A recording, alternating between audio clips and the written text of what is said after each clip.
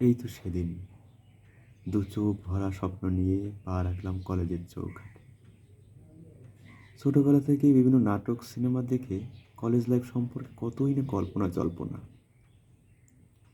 দিনের শুরুটা ছিল এক বিস্ময়কর আর কৌতূহলতার মধ্য দিয়ে।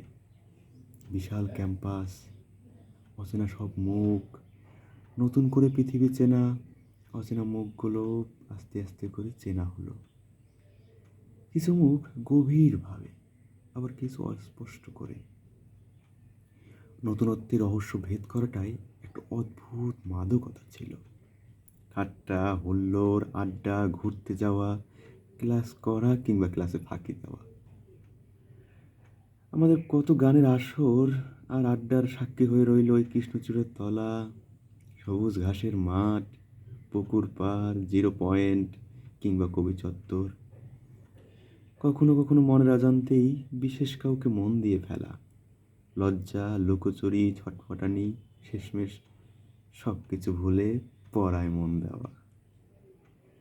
জীবনের নিয়মে কত মানুষ পাশে এসে বসলো, আবার গল্প শেষে চলেও গেল, তারই হত্যা নেই। আছে কেবলই স্মৃতি। অনার্সের প্রতিটা ইয়ার যেন নতুন করে জীবন চিনিয়েছিল। রাজনীতি, আন্দোলন, প্রেম, বিচ্ছেদ, শ্রদ্ধা, সম্মান, ঘৃণা এড়িয়ে চলা, আনন্দে মেতে ওঠা, দুঃখে ভেসে যাওয়া।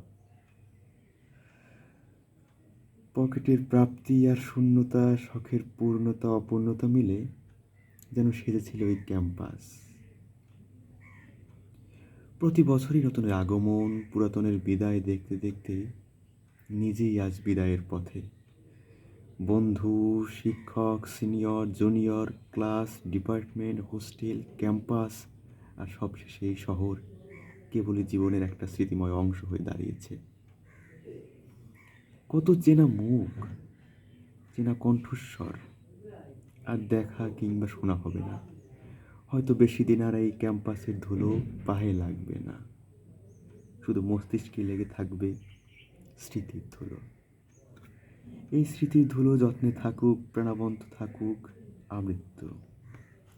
ভালো থাকুক এই চেনা মুখ, ক্লাসরুম, ক্যাম্পাস, বন্ধুর ঠোঁটের স্পর্শ লেগে থাকা চায়ের কাপ, ফুচকার প্লেট আর ঝালমুড়ির চামচে লেগে থাকা সেই অপূর্ব স্বাদ। বোধ করি ৩০-এর বেলা এবার শেষ। সময় এসেছে একসাথে সূর্যাস্ত দেখার।